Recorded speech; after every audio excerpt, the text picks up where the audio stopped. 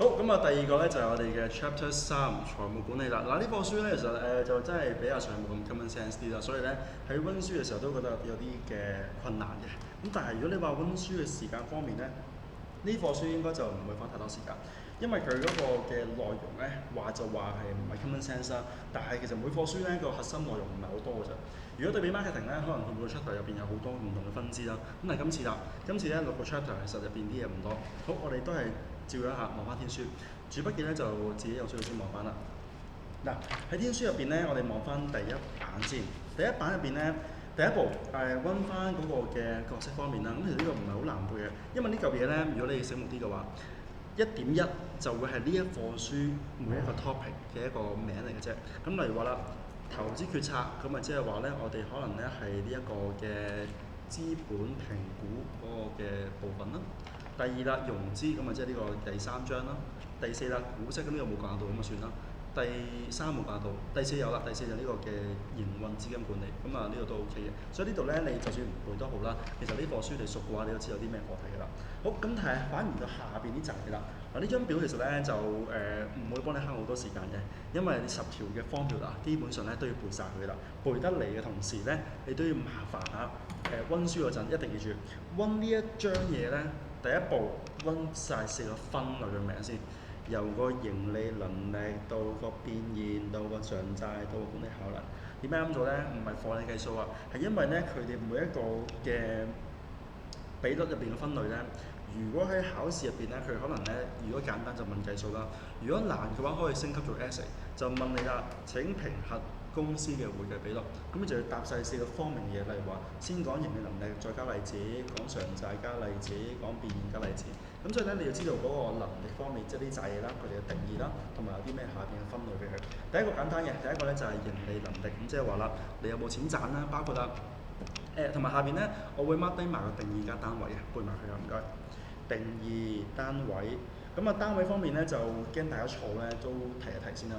盈利係百分比，變現係比1，償債打個星俾佢百分比，同埋咧呢一個管理效能係幾多次咁樣，即係5次啊、3次、4次咁樣。好啦，到下邊啦，毛利同埋純利擺埋一齊啦。毛利純利分別係咩咧？就係都係除銷貨噶啦，分別就係毛利除銷貨同埋純利除銷貨，咁簡單啦。下邊咧加個動用資金報酬率，做啲咩咧？就係嗰個嘅東主投入嘅錢咧有啲咩回報，咁所以咧就係諗翻啦，東主放落去嘅錢再加回報嘅比例，咁所以分子係純利啦，分母咧就會係東主資本平均啦。咩叫平均咧？如果考試入邊題目係冇平均俾你，即係如果佢冇俾個期初期末嘅話咧，咁你就咁抄就得㗎啦。例如話題目入邊係得期末嘅，咁就當期末係平均啦。但係如果咧佢係寫明期初500、期末500嘅話咧，咁你要自己加埋除以。另外啦，你要連埋呢個非流動負債，因為咧我哋會將我哋邏輯係有東主入去嘅錢，或者係公司可以用嘅錢啦，叫做其實就係咧東主嘅資本，再加埋借翻嚟嘅長期負債，嗰筆錢係可以攞嚟用住。點解短期唔關事咧？因為短期可能你要還得好快嘅，咁你就變相係唔可以當係一筆可以使嘅錢。咁但係如果長期你話借翻3年4年嘅話咧，呢筆錢就可以使用嘅。因此個分母咧，非流動負債加股東資本咧就係一筆長期可以用嘅錢。最尾啦，乘翻100%，咁啊都唔係好難嘅。同埋考試入邊咧，可能要你講翻嗰個比率係好定差啦，咁你盡量吹水得㗎啦。例如話30%咁啊，講翻得唔得啊？好唔好啊？咁樣，吹一吹得㗎啦。除非佢話對比，對比就諗下點做。對比通常咧就係題目俾個數字你，例如話上年係25，今年係30，咁你咪話今年好啲咯，咁好簡單，唔係好難嘅。好啦，到你呢一邊啦，呢一邊咧係個變現能力，即係話將啲錢咧變翻做現金，去還翻個短期債務。咁第一個最簡單就係咧，將你嗰個嘅流資 over 翻流付，咁啊按翻個比例咯。如果你個比例越高咪越好咯。例如話你而家係5:1嘅，即係話咧你有5蚊嘅現金加1蚊嘅負債，咁啊5蚊還1蚊簡單啦。但係如果你話係0.1:1嘅，即係話啦1蚊嘅現金加10蚊嘅負債，咁你還錢嘅時候就還唔起啦。或者係你唔好話現金啦，你得1蚊雞嘅流動資產，即係你啲貨啊，你現金加貨加 K 卡亦加埋，得1蚊雞可以換到出嚟變翻到錢，但係你要還10蚊雞嘅負債，咁還唔到出事啦。所以咧呢度就越高越好啦。其實你咧咁講啦，全部嘅比率咧，如果我哋按道理嚟講啦，應該都係高啲好啲嘅嚇，即係代表呢個效率高啲啊咁樣。咁跟住下邊呢度啦，留意翻呢課書入邊咧有分做流動和速動。咁咧速動係再快啲，因為咧我哋有時啲貨賣唔出噶嘛，所以我哋當咧啲貨都唔計啦，我哋要用現金同埋應收帳款去睇翻咧佢變現嘅能力。咁咁因此就會將流資減埋存貨，所以分別就係咧一個係流資 over 流庫，一個咧就係流資減存貨 over 流庫。另一邊啊，都係講到負債，不過咧今次講嘅係長期債務，咁所以你見到啦個公式係唔同晒嘅啊，非負加優先股本 over 翻下邊呢一個嘅非流動負債加呢一個嘅股東資本，即係有啲咩分別咧？其實咧左邊嗰個相同嘅，都係非負同埋非負啦。但係右邊就係咧優先股和股東資本，咁多年入邊咧就比較少見到佢出優先股嘅，所以通常嚟講咧都會當係非負 over 翻非負加股東資本㗎。咁但係如果問中嘅話，記住啦，佢係分子度咧有個優先股喺度，同埋呢個分母會好多人咧撈亂咗啊，因為前面個負債係償還短期債務咧係比一啊嘛，佢就會當咗槓桿比率都係比一，咁但係呢個唔係啊，槓桿比率咧係一個叫做百分比嚟嘅，所以係乘翻100%俾佢。跟住啦，右邊咧有4個唔同嘅資產嘅效率，即係話咧啲嘢用得夠唔夠高效能啦。第一個啦，存貨啊。資產啦，嗱呢扎嘢咧冇辦法啦，呢扎嘢咧背後個原理嗰陣真係都唔明㗎啦，所以咧溫書嗰陣背咗佢算啦，咁啊呢啲唔多講啦嚇，留意翻單位係次啦，咁呢啲自己記翻佢啦。好啦，咁再提埋你啦，如果你目標係想高分啲嘅話咧，呢本書係唔夠使嘅，因為咧呢本書只係一個好簡單嘅課題核心嘅重溫啦同埋總結，所以如果你話高分啲學生咧，應該要望翻主筆記，溫翻每一嚿嘢嗰啲咩含義同埋分析。咁你咁樣做咧，先會更加穩陣同埋高分。咁如果你唔溫嘅話咧，咁你咪攞翻個，你唔溫嘅話問得中未識咪答到咯，答唔到咪扣分咯。咁但係溫咗嘥好多時間嘅，呢個啱嘅。咁但係睇下你自己嘅需求點樣啦。好，第二版啦，咁啊一啲嘅簡單啲嘅嘢，因為咧成個我啱講咗啦，每個 chapter 咧入邊啲嘢其實唔係好多嘅。好啦 chapter 1剩翻背書嘢。咁有啲咩要背咧？背個種類。咁啊，但係呢個就少問啲嘅，問得中咁啊都冇辦法啦，咁冷門嘅題目。同業和時序，相同嘅行業或者係同一個時間。咁啊例子啦，即係例如話啦，將你嘅表現同隔離班對比，時序將你今個學期同上學期對比，咁啊呢個好簡單啦。跟住啦，有啲咩功能啊，即係點解要做前面嗰扎嘢咧？咁呢度咧就係因為咁樣，第一想睇下啲數字有冇關聯啊，因為報表入邊有好多 number 啦，咁但係啲 number 有冇意思咧，我哋唔知啊嘛。不過啦，而家加用比率之後咧，就明白例如話啦，原來負債同埋流資咧係有咁樣嘅關聯喺度嘅，咁所以我哋可以見到數字關係啦，同埋咧可以對比翻啊，呢個好背啊，呢個第二個易背嘅，因為當時咧，當我哋望數據嗰陣，其實我哋唔知嘅，例如話啦，望住個數據，你係1000萬，我係500萬，咁邊個好啲咧？我哋冇人知，因為我哋唔知道銷貨，唔知道純利啊嘛。咁但係如果你話用比率嘅話啦，一望就知啦。今日係0.3，嗰個係0.5，今日梗係0.5好啲啦。所以就用翻個比率分析去做一個更加有效嘅比例。至於下邊有啲咩限制咧？最簡單嘅嘢，有望數字都係啦。逢親數字咧就缺乏呢個不能量化資訊，包括啦冇嗰啲嘅金錢資，冇嗰啲非金錢資料，即係冇嗰啲員工士氣啊。冇嗰啲顧客關係嗰啲嘢啦，咁第二咧就係、有啲時候咧係會難以比較。嗱，例如翻係有時候啊，例如話間公司方法係唔同嘅，即係咩意思咧？大家都係全級第一名，咁好似兩個都好勁啦，但係原來咧呢一間咧係可能咧佢哋考試咧就淨係計 X 科嘅，嗰間就其實全部科嘅，咁就有啲嘅 unfair 嘅情況啦。咁所以有時係比較唔到嘅。第三就係咧反映唔到問題，你張成績表上面寫到明啦，全級包尾。咁但係咧，你分數當然全部都 fail 啦，但係佢反映唔到問題係乜嘢，即係你係冇讀書啊，你係病咗啊，定係乜嘢佢冇顯示嘅。正如比率都係，你嘅毛利好差，純利都好差，咁但係佢淨係見到數字差咯，反映唔到係點解差，即係會唔會係銷貨唔夠啊，或者會唔會係啲產品太貴啊，佢冇講到，太平都冇講到，咁所以就係顯示唔到成因。好啦，下一課書就即刻變下一課書啦。第二課書啦，咁就係做翻個編制預算，即係例如話咧，每一年使嘅錢賺嘅錢咧，做翻個編制先，估下會賺幾多錢，使幾多錢。咁但係背嗰陣咧，你見到我就將兩個擺埋一齊啦，將個目的和用途擺埋一齊。因為咧，如果你按翻原本乜嘅咧，好似如果冇記錯嘅話係啦，原本係有兩個嘅 pass 嘅。咁但係我覺得咧，呢度2.1同埋2.2咧都差唔多嘢，咁所以咧就將佢成個歸納咗做呢一個嘅2.1，就係將佢拼埋一齊。因為咧差唔多意思嘅都係規劃啦、溝通啦同埋呢個評估。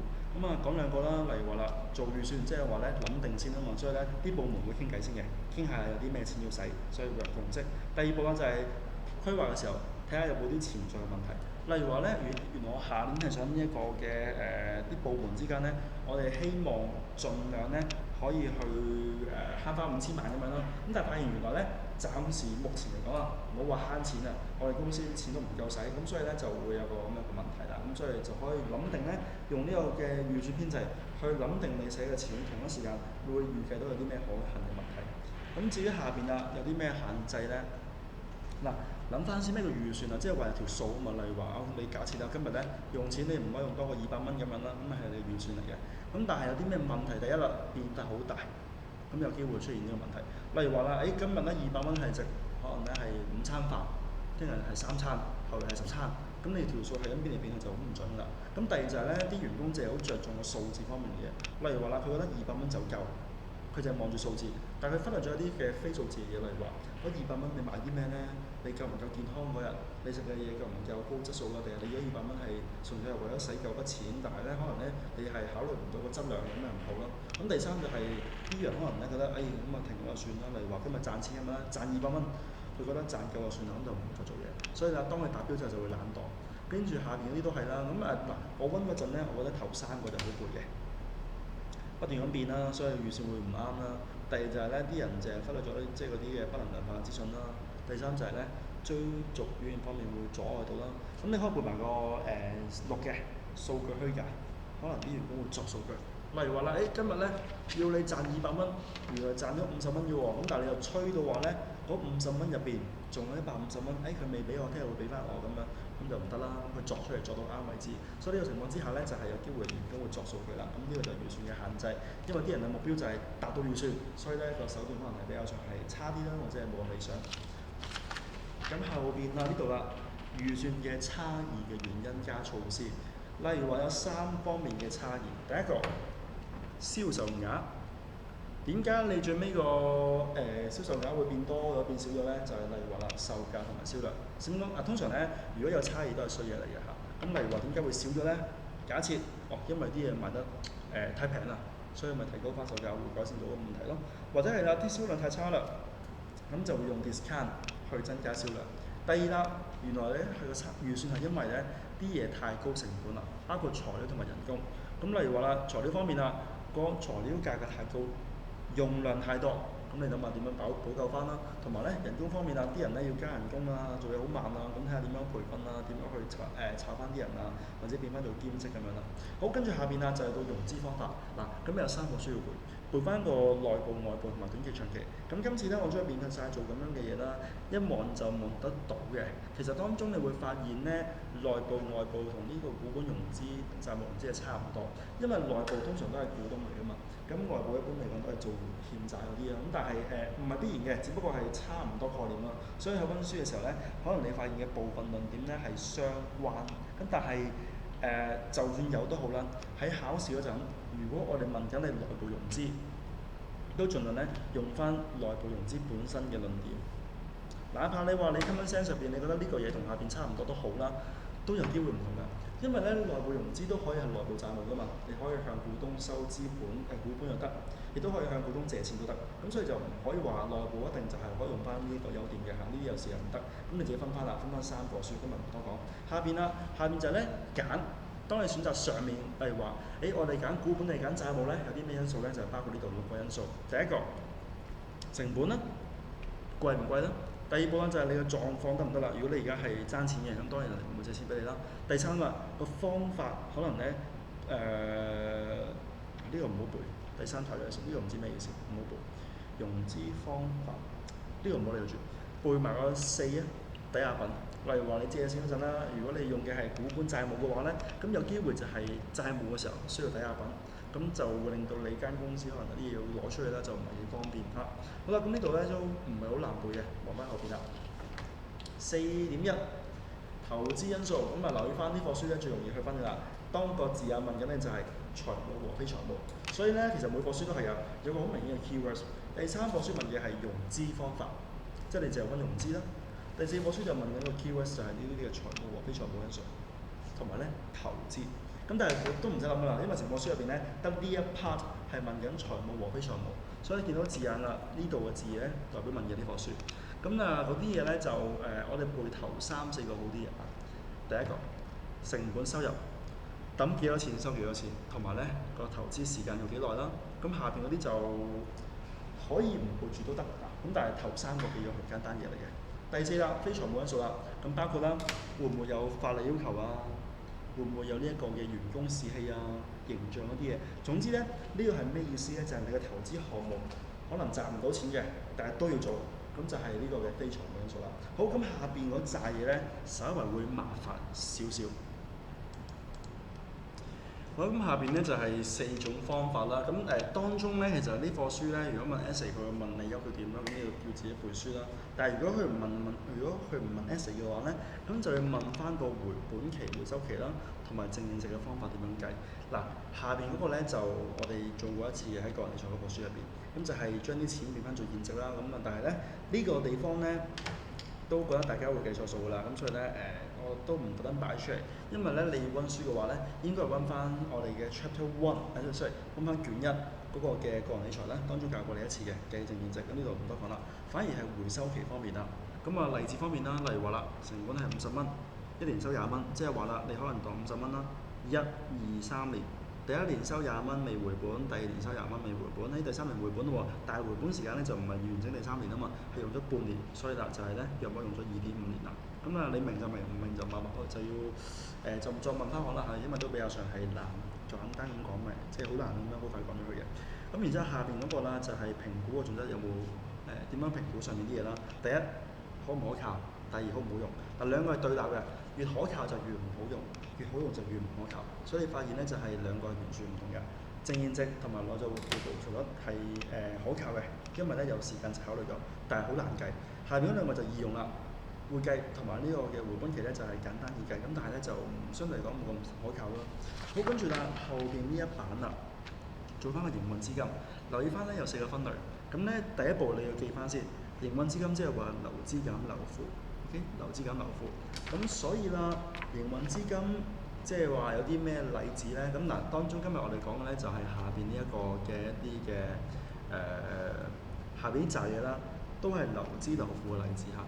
現金係流資，應收係流資，存貨流資，應付係流庫。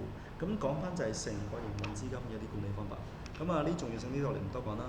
下邊先講翻先，第一個現金點樣去做現金管理咧？即係第一步當然啦，快啲收錢翻嚟，同埋咧啲錢慢啲攞出去。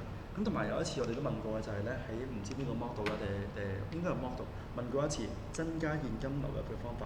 咁第一方面就係咧叫啲人現金俾錢。第二方面就係叫佢哋快啲還錢。嗱，留意翻呢度咧，現金係咩意思咧？我哋會當埋銀行存款現金。我哋今日會假設當咧set let 啦，因為咧我哋唔分得咁仔細啦。當存款係現金，兩個差唔多意思嘅啫。你要將存款變現金唔係好難啫嘛。咁所以兩個差唔多。let 存款等於 cash。咁所以咧就點解話收支票關事咧？因為當佢還支票嘅時候，其實即係存款變多咗啦，咁即係現金變多咗。咁下邊啦，應收帳本方面咧就係一個嘅有3個嘅政策。你個信用夠唔夠嚴格？你個條款賒賬係夠唔夠會冇寬鬆啦？即係例如話你還款期會冇好耐啦。第三就係咧，你個收盡嘅責，你有冇辦法去收翻數翻嚟？咁你如果例如話啦，考試問你嘅應收帳本要點樣去制定嗰陣咧，就係例如話你個賒賬方面啦，你有冇啲好有冇啲優惠啊？有冇啲期限啊咁樣？咁但係咧呢3個反而都唔係重心，重心咧係呢個隱藏到嘅 5C。5C 即係話咧評估你要唔要借錢嘅因素啊。咁例如話啦，對方有冇資金啦，有冇能力還啦，有冇抵押品啦，個狀況即係財務狀況得唔得啦，健唔健康啦，同埋咧個品格 O 唔 OK？所以狀況係個公司嘅狀況，即係個行業前景咁樣，同埋品格佢經常有冇呢個拖欠記錄。咁如果呢5個都 OK 嘅話咧，就可以借俾佢啦。咁當然你話5個入邊揀3、4個都得嘅，通常考試就唔使背晒佢，咁但係背多個唔係好難啫，所以呢啲可以盡量記咗佢。咁至於下邊啦，應付好簡單，應付咧就係背2個，攞現金之後同埋放棄。咩意思咧？當你有時還錢嗰陣咧，對方就會話：OK，如果你可以喺10日內還錢咧，就會有現金折扣。咁如果你獲取即係話早啲還錢咯，如果放棄或者你唔還住先咯。咁但係咧有啲咩分別咧？前者就可以收翻，即係你可以將筆錢，如果你唔還嘅話，就擺銀行收利息。後者咧就係筆錢你可能咧就唔還住，咁但係冇咗現金折扣同時咧，可以將筆錢擺銀行度收利息。咁所以兩個就係睇翻你啱邊個啦，咁都可以自己揀翻嘅嚇。另外就係存貨方面啦。咁存貨有兩個目標啦，第一個就係確保你有公司入邊有貨啊，即係令到你唔好因為突然間啲貨唔夠啊，做唔到生意啦。第二就係咧，用個管理存貨嘅方法去降低啲貨品嘅存貨成本。咁包括啲咩咧？下邊有兩個成本，第一個啦，降低啲貨品落單時個訂購成本，同埋咧降低嗰啲貨品你擺喺度嘅成本。咁即係話啦，如果我哋有辦法可以令到我哋訂貨嘅數量減少，同一時間咧又唔會買太多貨喺度，即係啱好夠使啦，咁就可以減低成本啦。因此咧，需要下邊嘅 EOQ。咁當中咧，我哋用翻個 formula 就係等於咧 Q 升個經濟訂購量啦，係跟 2DF 除 C。當中咧講過一次啦，個 DFC 咧有辦法記嘅，D 即係 demand 啦，F 即係打電話過去嚇，咁啊 C 就係呢個嘅我哋嗰個嘅儲存，咁啊拼音嘅儲存啦。咁所以啦，呢度需求500件啦，打電話過去嗰個字啦係落單嘅錢啦係 F 300蚊啦，所以呢個係 D 啦 F 啦，跟住成本啊儲存CC 啦係呢個10蚊啦，所以就會係跟2跟住500。F30除翻呢個嘅10蚊，咁答案就約等於17件啦。咁呢個都 OK 嘅，唔係好難嘅嚇。下邊啦就用一個第二課書叫做再訂貨點，即係話咩時候我哋要再落單。咁佢係咩原理咧？就係、公司會唔夠貨啦，然後你落貨需要時間啦，咁所以咧就會用翻個每天耗用量乘翻個交貨日數，即係例如話我每日做5件貨嘅，我要訂10日。咁咪即係話我要預翻起碼50件貨咯，因為如果我而家公司入邊有50件貨嘅話，當我由訂貨到送貨嘅時候，咁就每日用5件、5件、5件、5件咁樣，用10日之後就啱啱去翻0啦。咁0嗰陣就會到貨。咁當然啦，有時咁樣做就太風險，因為咧萬一你用多咗貨點算咧？咁所以啦，就會加翻個安全存貨量，擺多啲落去，確保咧就算件貨用多咗、送前咗，都有啲貨可以集住先，即係可以做翻個叫做當係後備嘅儲存咁樣啦。好啦，咁例子方面啦，每年用365件，咁即係話咧當一下，每日1件貨，然後啦送貨要8天，跟住啦再加埋個安全存貨量15件，即係話啦1乘8加15，23。當你去到23件貨嘅時候，就要再落訂。如果唔係咧，有機會啲貨就會唔夠使啦。好，咁最尾啦，出一個識上做風險管理。呢度我哋唔多講啦，重要性嗰啲嘢，就咁背書啫。呢度個步驟都唔係好難嚇，睇下有啲咩風險啦，跟住度一度啦，同埋咧去控制下佢啦。咁反而控制方面下邊講一講到呢度控制策略。好啦，提埋呢個先。風險咧有兩種嘅，一種咧就係純風險，即係話個風險咧只有損失或者係沒有損失。亦即係話你結果啊，淨係得冇事同埋有事，咁就唔會賺到錢嘅嚇。所以包括嗰啲咩啲人病咗啦，啲嘢俾人整爛咗啦，呢啲嘢係冇機會賺錢嘅。咁但係投機風險就唔同喎，投機嘅話咧可以有損失和獲利機會，咁所以咧佢係可以賺到錢嘅。而呢隻咧喺保險入邊上面嗰度可以賠，因為你係有損失同埋冇錢賺，但係下邊投機風險咧就會因為有獲利機會，所以不能夠賠償。咁另外下邊啦有啲嘅影響因素啦，即係如果風險嘅話，咁例如話有啲傷亡啦、財產損失啦，或者係呢個嘅俾人告啦，再唔係就輸錢啦，呢啲唔係好難自己記住佢。下邊啦風險策略咁啊叫 AART，因為咧佢英文拼音係咁樣，但係都唔難記㗎啦，就係、是、承擔、迴避、減少、轉移，咁4個論點都簡單嘅，大家都應該背到，我哋今日都唔多講。好啦，再下後邊呢度啦，咁呢個咧係雖然因素題目啦，但係都唔係好熱門啊，都睇下佢比較上冷門啲。咁同埋都唔係好難記啊。風險方面咧，記住啊，唔好太極端。我哋唔好全部策略都用晒，要平衡一下。例如話你唔好全部都真係承擔晒佢，咁啊太過誇張啦。可以嘗試就係有部分風險就轉移啦，部分承擔咁樣啦。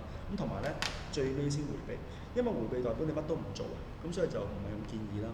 好啦，下邊保險方面啱啱講咗啦，可保嘅係純風險，因為咧有損失冇賺錢機會；不可保嘅係投機風險，因為咧有機會賺錢，所以保唔到。咁最尾下邊就係咧一個都熱門課題，搞清佢。可保風險條件，第一係非投機，即係啱啱講咗啦，冇錢賺啦。第二啦，意外咁就廢話啦，風險唔係意外賠唔到啦。第三啦，估到嘅，即係你嘅風險雖然係低機會都好啦，但係我哋會估到就係、個發生機會起碼0.05都好啦，都知道啊嘛。如果你話個風險係估唔到嘅，咁就賠唔到錢啦，因為都冇賠率，冇個估計率。跟住啦，第四啦，唔可以太頻繁。如果你每次都2蚊機、3蚊機就冇人，即係好麻煩嘅嚇。同埋咧唔可以太多人。如果你嘅目標係成個中國、成個香港咁樣，咁太多人啦，保唔晒，公司冇咁多錢，咁所以唔好因素。最尾咧就係咧一啲嘅保險種保險嘅一啲種類，咁呢度要背埋佢啊，因為好重要啊。咁背嗰陣咧，最好答題目嗰陣，如果我哋例如話問你啦，請答出兩種嘅分類咧，建議就係答翻個 A 同埋呢個 boy。買翻啲財產風險啦，例如話啦，假設啦，我哋可能會買呢個嘅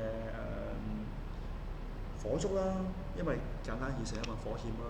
再唔係就係買俾人偷嘢風險，但係我諗大家都寫唔到喎，應該寫唔到第二個字嘅啦，到字都難寫嘅盜竊風險。咁所以又唔好寫被盜風險咁樣，咁算啦，唔好作個名俾佢啦。咁所以咧如果你話一太難背咁算啦，起碼都背到個 B 同埋 C 先啦。咁當中留意翻就係咧，如果我哋問你兩個保險咧，盡量就唔好答兩個相同分類，即係你唔好答 B 入邊咧，你唔好答公眾責任加產品責任咁樣，有機會攞唔晒兩分，有4分，應該係4個分類入邊咧就攞兩個分類，跟住各自答一個。例如話啦，答 B 一個，答 C 一個咁就 OK 啦。咁所以例如話，我會揀就係咧責任啦，我會揀個公眾責任或者產品責任啦，跟住再加個僱員嘅人壽保險，咁就安全啦。